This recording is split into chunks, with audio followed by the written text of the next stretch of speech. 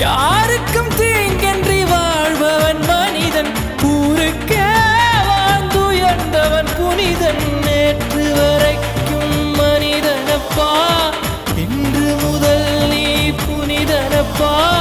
நேற்று வரைக்கும் மனிதனப்பா, இன்று முதல் நீ புனிதனப்பா. வெற்றி கொடிகட்டு மலைகளை முட்டும் வரை முட்டு, லட்சியம் எட்டும் வரை எட்டு.